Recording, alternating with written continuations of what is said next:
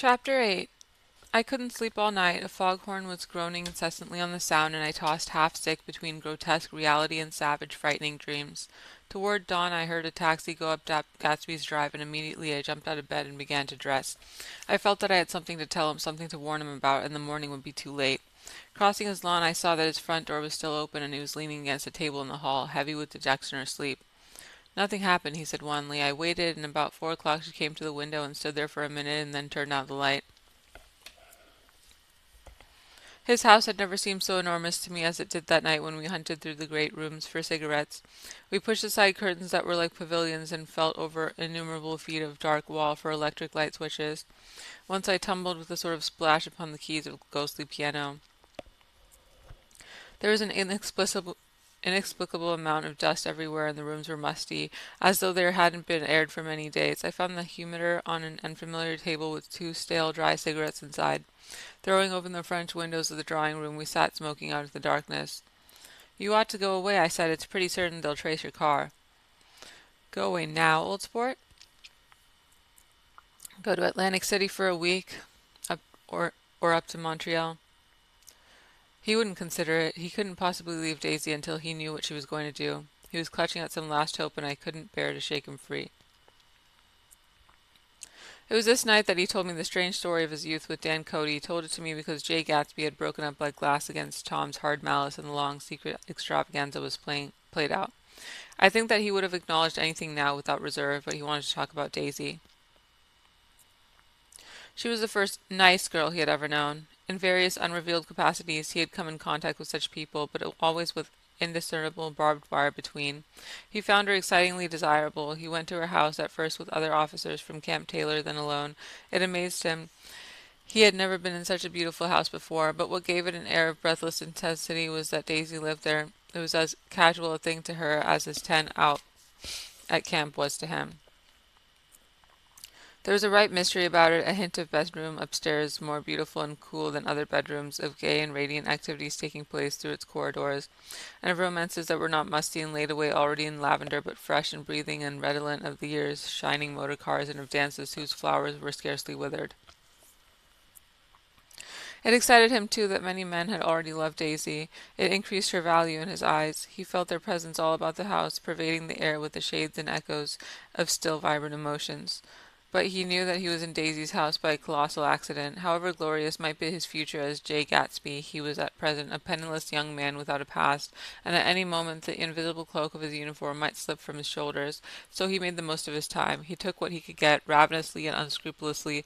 Eventually he took Daisy one still October night, took her because he had no real right to touch her hand.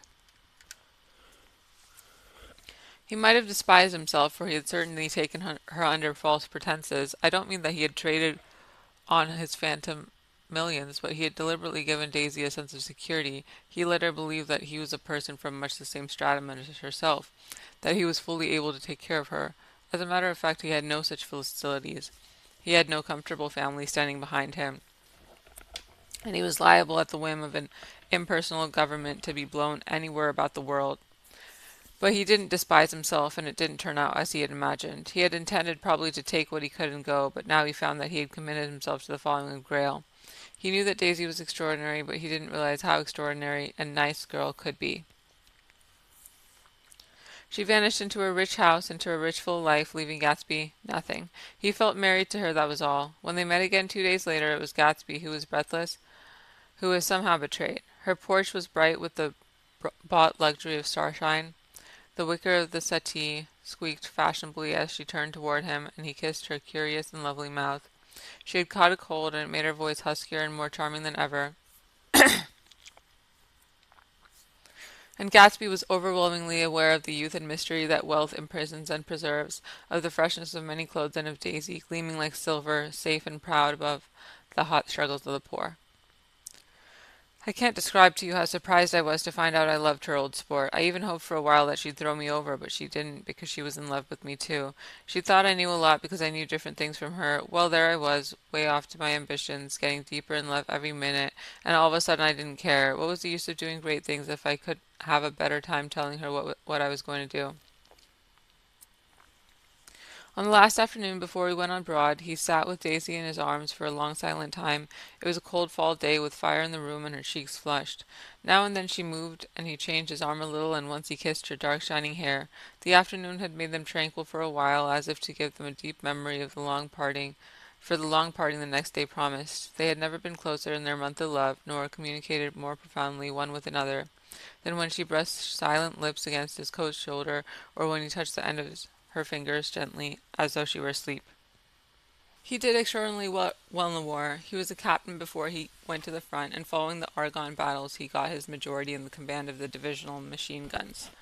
After the armistice he tried frantically to get home, but some complication or misunderstanding sent him to Oxford instead.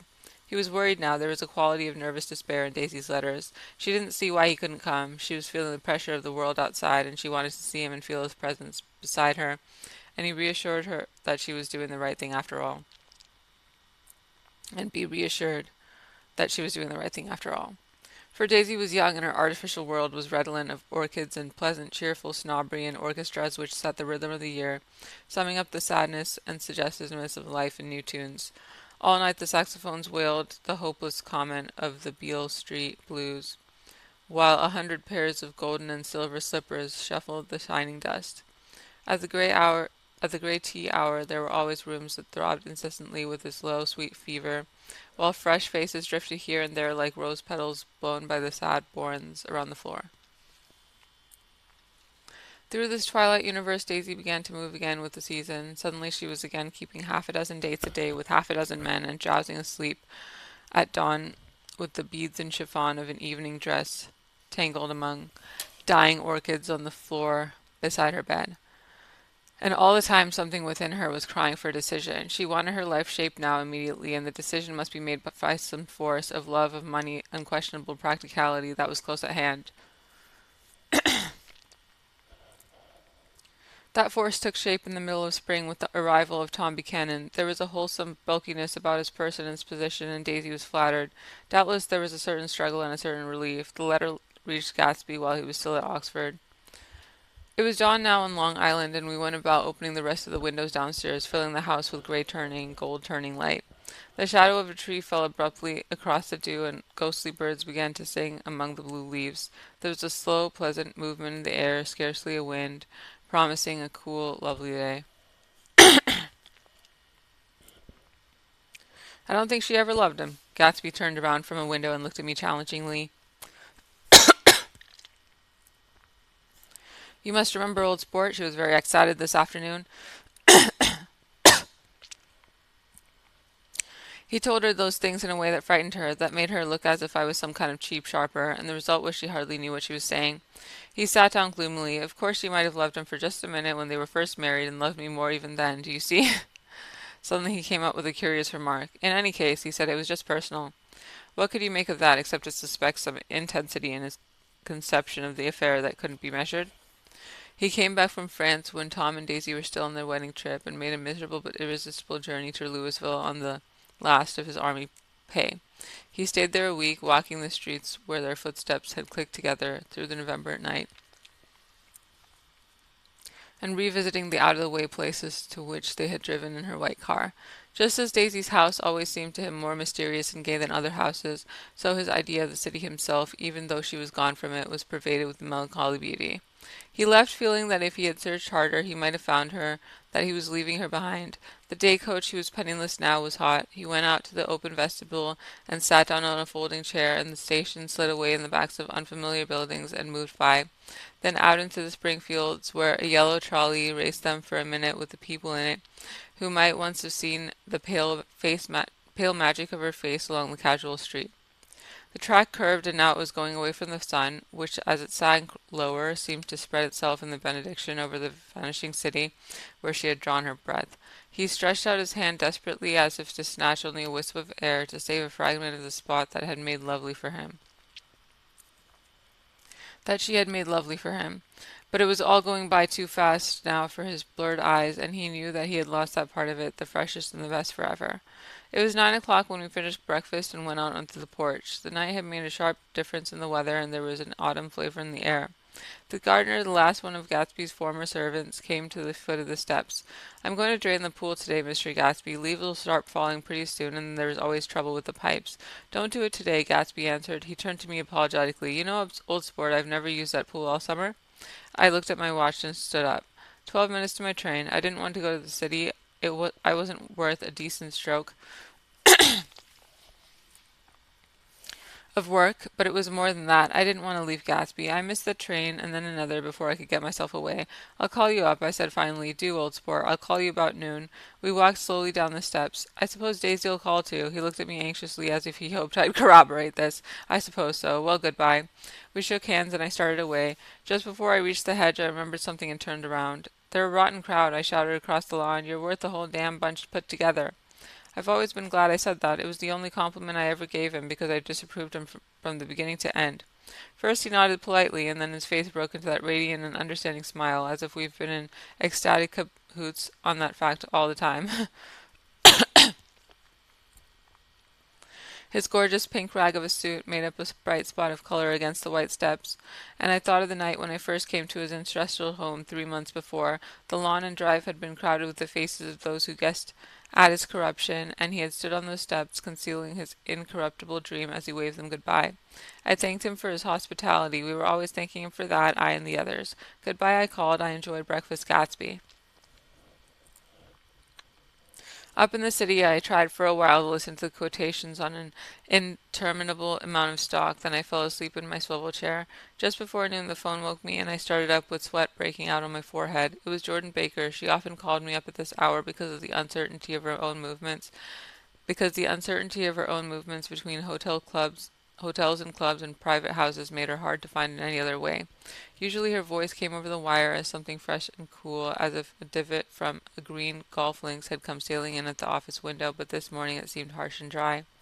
"I've left Daisy's house," she said. "I'm at Hempstead, and I'm going down to Southampton this afternoon." Probably it had been tactful to leave Daisy's house, but the act annoyed me, and her next remark made me rigid.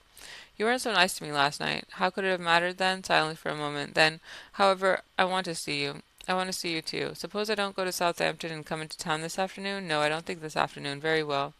"It's impossible this afternoon. Various—" We talked like that for a while, and then abruptly we weren't talking any longer. I don't know which one of us hung up with a sharp click, but I know that I didn't care. I couldn't have talked to her across the tea table that day if I never talked to her again in this world. I called Gatsby's house a few minutes later, but the line was busy. I tried 4 times. Finally, an exasperated central told me the wire was being kept open for long distance from Detroit. Taking out my timetable, I drew a small circle around the 3:50 train. Then I leaned back in my chair and tried to think. It was just noon. When I passed the ash heaps on the train that morning, I'd crossed deliberately on the other side of the car.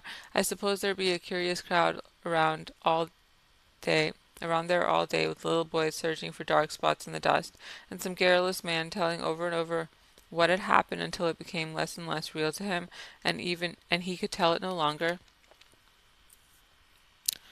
And Myrtle Wilson's tragic achievement was forgotten. Now I want to go back a little and tell what happened at the garage after we left there the night before. They had difficulty in locating the sister Catherine. She must have broken a rule against drinking that night, for when she arrived she was stupid with liquor and unable to understand that the ambulance had already gone to Flushing.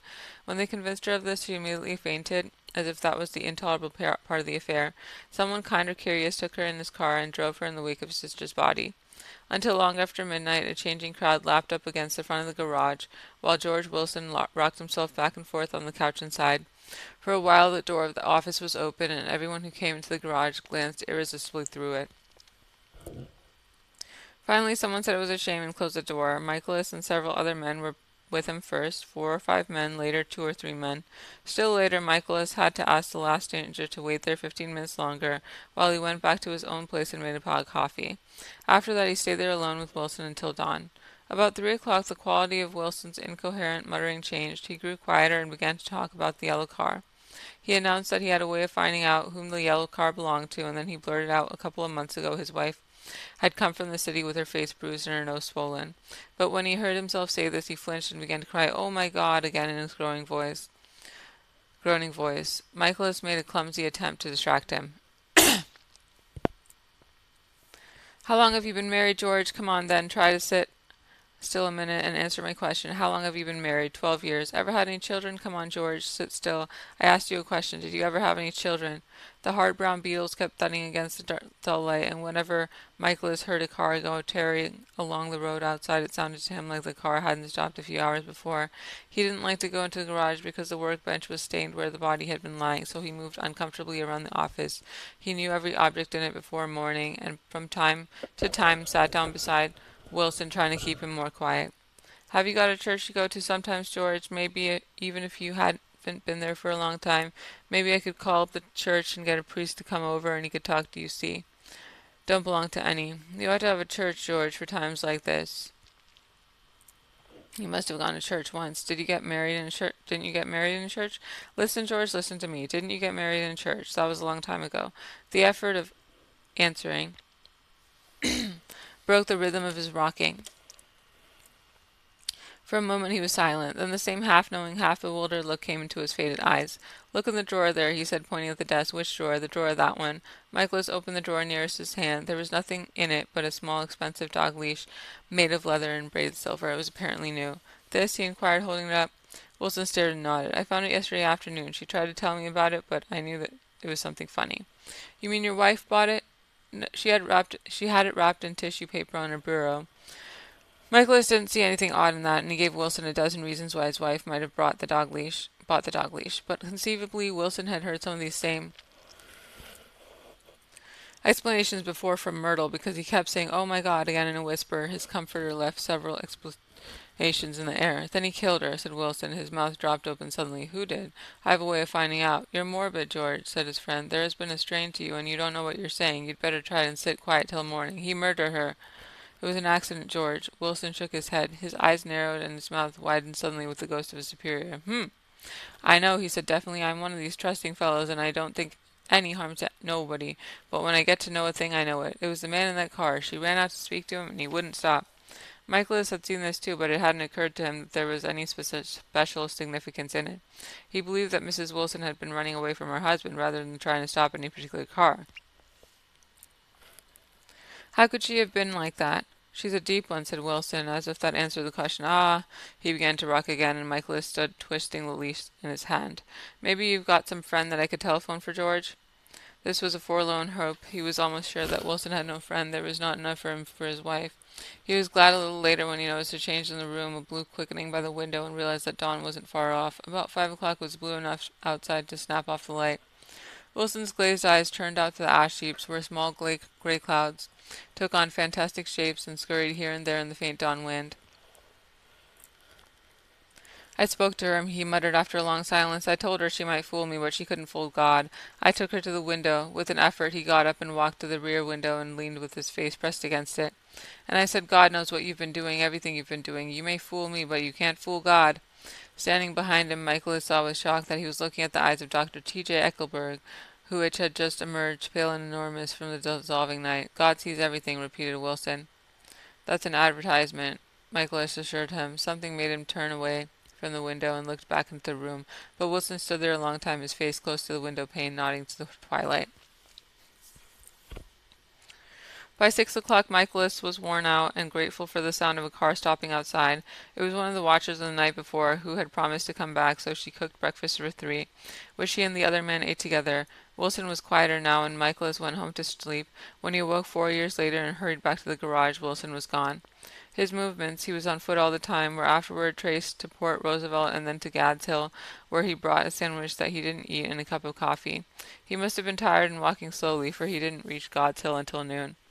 Thus far there was no difficulty in accounting for this time. There was boys who had seen a man acting sort of crazy, and motorists at whom he stared oddly from the side of the road. Then for 3 hours he disappeared from view. The police, on the strength of what he said to Michaelis that he had a way of finding out, supposed that he had spent that time going from garage to garage thereabout, inquiring for a yellow car. On the other hand, no garage man who had ever seen him came forward, and perhaps he had any easier, surer way of finding out what he wanted to know. By 2:30 he was in West's Egg, where he asked someone the way to Gatsby's house, so by that time he knew Gatsby's name. At 2 o'clock Gatsby put on his bathing suit and left word with the butler that if anyone phoned word was to be brought to him at the pool. He stopped at the garage for a pneumatic mattress that had amused his guests during the summer, and the chauffeur helped him pump it up. Then he gave instructions that the open car wasn't to be taken out under any circumstances, and this was strange because the front right fender needed repair. Gatsby shouldered the mattress and started for the pool. Once he stopped and shifted a little, then the chauffeur asked him if he needed help, but he shook his head and in a moment disappeared amongst the yellowing trees. No telephone message arrived, but the butler went without his sleep and waited for it until 4 o'clock, until long after there was anyone to give it to, if it came. I have an idea that Gatsby himself didn't believe it would come, and perhaps he no longer cared. If that was true, he must have felt that he had lost the old warm world, paid a high price for living too long with a single dream.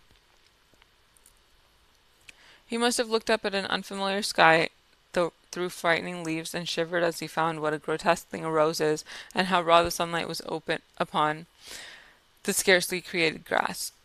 A new world, material without being real, where a poor ghost, breathing dreamless-like airs, drifted fortuitously about, like that ashen, fantastic figure gliding towards him through the amorphous trees. The chauffeur, he was one of Wolfsham's protégés, heard the shots. Afterwards he could only say that he hadn't thought anything much about them. I drove from the station directly to Gatsby's house, and my rushing anxiously up the front steps was the first thing that alarmed anyone. But they knew then, I firmly believe. With scarcely a word said, 4 of us, the chauffeur, butler, gardener, and I, hurried down to the pool. There was a faint, barely perceptible movement of the water as the fresh flow from one end urged its way toward the drain at the other. With little ripples that were hardly shadows of waves, the laden mattress moved irregularly down the pool. A small gust of wind that scarcely corrugated the surface was enough to disturb its accidental course with this accidental burden. The touch of a cluster of leaves revolved it slowly, tracing, like the leg of transit, a thin red circle in the water. It was after we started with Gatsby toward the house that the gardener saw Wilson's body a little way off in the grass, and the holocaust was complete.